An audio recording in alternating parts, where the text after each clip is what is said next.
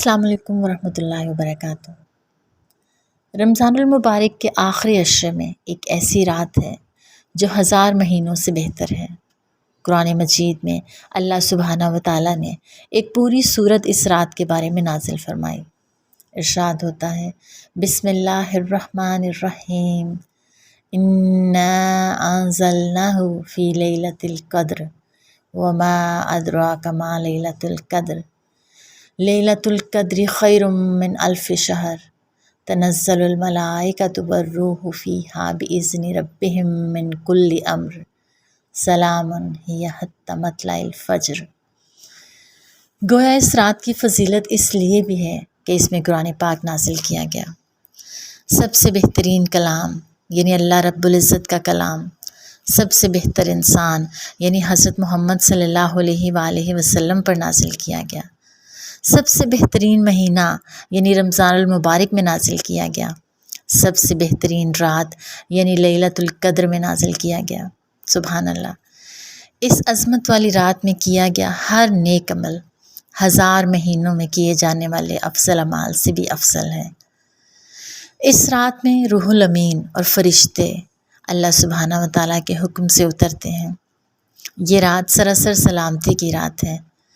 اتنی خوبصورت رات، خیر و برکت والی رات، بھلائیوں والی رات، درجات کی بلندی والی رات، گناہوں کی بخشش والی رات، اتنی پرعظمت رات، تو کیا ہم اس رات کا انتظار نہیں کریں گے؟ کیا ہم اس کو پانے کی کوشش نہیں کریں گے اور اس کے لیے مزید طلب اور تڑپ نہیں رکھیں گے؟ خوش قسمت ہے وہ انسان جو اس رات کی بھلائی کو پا گیا، اور بدقسمت ہے وہ جو اس رات کی خیر سے محروم رہا۔ اس لیے ہمیں اس بات کا تہیہ کرنا چاہیے کہ ہمیں اس آخری رات کی تلاش میں اگر پورا آخری عشرہ بھی عبادت کرنا پڑے تو خسارے کا سودا نہیں۔ یہ رات جتنی مقدس اور محترم ہے، اس لیے ہمیں اس بات کا تہیہ کرنا چاہیے کہ ہمیں اس آخری رات کی تلاش میں پورا آخری عشرہ بھی عبادت کرنا پڑے تو خسارے کا سودا نہیں۔ یہ رات جس میں فرشتے اترتے ہیں، حضرت ابو ہریرہ رضی اللہ تعالیٰ عنہ سے روایت ہے، رسول اللہ صلی اللہ علیہ وآلہ وسلم نے فرمایا، بلا شبہ اس رات زمین پر فرشتوں کی تعداد کنکریوں سے بھی بڑھ کر ہے۔ اور جب اس رات اس قدر زیادہ تعداد میں فرشتے زمین پر اترتے ہیں تو آپ خود سوچیں کہ نیکی کا کیا سما ہوگا۔ حضرت انس رضی اللہ تعالیٰ عنہ سے روایت ہے کہ ماہ رمضان آیا تو رسول اللہ صلی اللہ علیہ وآلہ وسلم نے فرمایا، لوگو، یہ مہینہ جو تم پر آیا ہے اس میں ایک ایسی رات ہے جو 1000 مہینوں سے بہتر ہے۔ جو شخص اس سے محروم رہا وہ ہر بھلائی سے محروم رہا۔ یعنی ویورز، حقیقی معنوں میں بد نصیب وہ ہے جو اس رات کی عبادت سے محروم رہا۔ اللہ اکبر۔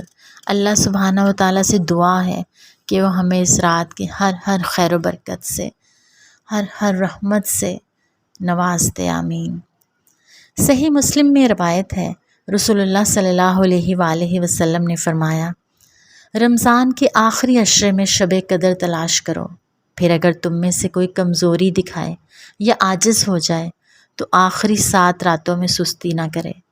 یعنی نبی کریم صلی اللہ علیہ وآلہ وسلم نے اسے اور شارٹ لسٹ کر دیا۔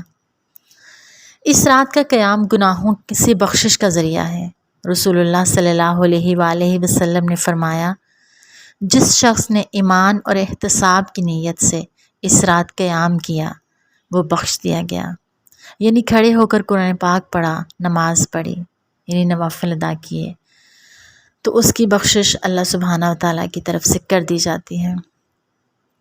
عبادہ بن صامت سے مروی ہے کہ نبی کریم صلی اللہ علیہ وآلہ وسلم ہمیں شب قدر کی خبر دینے کے لیے تشریف لا رہے تھے کہ 2 مسلمان آپس میں جھگڑا کرنے لگے۔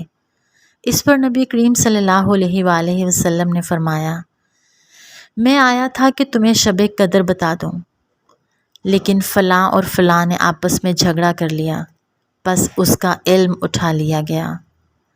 امید ہے کہ تمہارے حق میں یہی بہتر ہوگا۔ اس حدیث سے ہمیں 2 باتیں پتہ چلتی ہیں۔ ایک تو یہ کہ مسلمانوں کا باہمی لڑائی جھگڑا، فتنہ فساد انہیں بہت سی خیر سے محروم کر دیتا ہے۔ ایک اور حدیث کے مطابق فساد اور باہمی تعلقات کی خرابی دین کا صفایا کر دیتی ہے، یعنی وہاں خیر باقی نہیں رہتی۔ جیسے نبی کریم صلی اللہ علیہ وآلہ وسلم لیلۃ القدر کی خبر دینے تشریف لائے، کہ وہ کون سی رات ہوگی، مگر مسلمانوں کے باہم جھگڑے کی وجہ سے وہ علم اٹھا لیا گیا۔ لیکن آپ صلی اللہ علیہ وآلہ وسلم نے فرمایا اسی میں آپ کی بھلائی ہوگی، یعنی لیلۃ القدر کے علم کو اٹھا لینے میں ہی آپ کی بھلائی ہوگی۔ اس سے ہمیں یہ پتہ چلتا ہے کہ نبی کریم صلی اللہ علیہ وآلہ وسلم انتہائی مثبت سوچ رکھتے تھے۔ وہ ہر اس موقع پر جہاں کوئی شخص پریشان ہو سکتا تھا یا ڈپریس ہو کر کوئی نیکی کا کام چھوڑ سکتا تھا تو وہاں بھی امید و تسلی کی بات کرتے تھے۔ لیلۃ القدر یعنی شب قدر کون سی ہوگی، اس کے بارے میں واضح طور پر کچھ بھی نہیں بتایا گیا کہ وہ کون سی رات ہے، مگر اس کی کچھ علامات ضرور بتائی گئی ہیں۔ ان کو حدیث کی روشنی میں دیکھتے ہیں۔ پہلی علامت، نبی کریم صلی اللہ علیہ وآلہ وسلم نے فرمایا شب قدر کی صبح کو سورج کے بلند ہونے تک اس کی شعاع نہیں ہوتی، وہ ایسے ہوتا ہے جیسے تھالی، یعنی سورج تو ہوتا ہے لیکن اس کی روشنی معمول کے مطابق نہیں ہوتی۔ ایک اور حدیث میں ابو ہریرہ رضی اللہ تعالیٰ عنہ سے روایت ہے، ہم نے رسول اللہ صلی اللہ علیہ وآلہ وسلم کے پاس لیلۃ القدر کا ذکر کیا تو آپ صلی اللہ علیہ وآلہ وسلم آیا، اس میں جب چاند نکلتا ہے تو ایسے جیسے بڑے تھال کا کنارہ، یعنی اس کو بڑے تھال سے تشبیہ دی، لیکن تشبیہ دینے کے ساتھ ساتھ کنارے کو واضح کیا۔ وہ اس لیے کہ آخری راتوں میں چاند پورا نہیں رہتا، تھال کے کنارے کی طرح رہ جاتا ہے۔ اسی طرح ابن عباس سے مروی ہے کہ رسول اللہ صلی اللہ علیہ وآلہ وسلم نے فرمایا شب قدر آسان اور معتدل رات ہے، یعنی اس میں نہ تو سردی ہوتی ہے اور نہ ہی گرمی، اور اس کی صبح کا سورج اس طرح نکلتا ہے کہ اس کی سرخی مدھم ہوتی ہے۔ لیکن ہمیں اس بات پر یہ بحث نہیں کرنی چاہیے کہ فلاں رات شب قدر تھی یا فلاں رات، بلکہ توجہ اس بات پر رہنی چاہیے کہ ہم اس رات سے فائدہ کس طرح اٹھا سکتے ہیں۔ ام المومنین حضرت عائشہ رضی اللہ تعالیٰ عنہ فرماتی ہیں کہ میں نے پوچھا اے اللہ کے رسول صلی اللہ علیہ وآلہ وسلم، اگر میں شب قدر کو پا لوں تو اس میں کیا کہوں، یعنی کون سی دعا مانگوں؟ آپ صلی اللہ علیہ وآلہ وسلم نے فرمایا کہو اللہم انک عفو تحب العفو فاعف عنی، اے اللہ تو معاف کرنے والا ہے، معاف کرنے کو پسند کرتا ہے، بس تو مجھے معاف فرما دے۔ اس سے پتہ چلتا ہے کہ اللہ سبحانہ و تعالیٰ اس رات یعنی شب قدر میں زیادہ سے زیادہ لوگوں کو معاف کرتے ہیں، اور ہمیں اللہ سبحانہ و تعالیٰ سے بہت زیادہ معافی طلب کرنی چاہیے، اپنے گناہوں کی بخشش مانگنی چاہیے۔ اس کے علاوہ قرآن مجید کی تلاوت کرنی چاہیے۔ اگر خواتین نماز نہ پڑھ سکیں تو ذکر اذکار کر سکتی ہیں، تسبیحات کر سکتی ہیں، استغفار کر سکتے ہیں۔ ایک اور بات جو اس رات کو بہت اہمیت کی حامل ہے وہ یہ کہ اللہ سبحانہ و تعالیٰ کس بات پر خوش ہوتا ہے۔ ایک حدیث میں آتا ہے کہ نبی کریم صلی اللہ علیہ وآلہ وسلم نے فرمایا ایک آدمی گناہ کرتا ہے، پھر کہتا ہے اے اللہ میرا گناہ معاف کر دے، تو اللہ تعالیٰ فرماتا ہے میرے بندے نے گناہ کا کام کیا اور اسے علم ہے کہ اس کا کوئی رب بھی ہے جو گناہوں کو معاف کرتا ہے اور ان پر مواخذہ کرتا ہے، اس امید سے وہ استغفار کرتا ہے تو میں نے اپنے بندے کو معاف کر دیا۔ یعنی اللہ سبحانہ و تعالیٰ اس بات پر خوش ہوتے ہیں کہ بندہ اللہ تعالیٰ سے معافی کی دعا مانگے، پھر اللہ تعالیٰ بخشش کا وعدہ بھی کرتے ہیں۔ رسول اللہ صلی اللہ علیہ وآلہ وسلم نے فرمایا شیطان نے اللہ عز و جل سے کہا کہ مجھے تیری عزت و جلال کی قسم، میں تیرے بندوں کو اس وقت تک گمراہ کرتا رہوں گا جب تک ان کے جسم میں روح رہے گی، یعنی جب تک وہ فوت نہیں ہو جاتے۔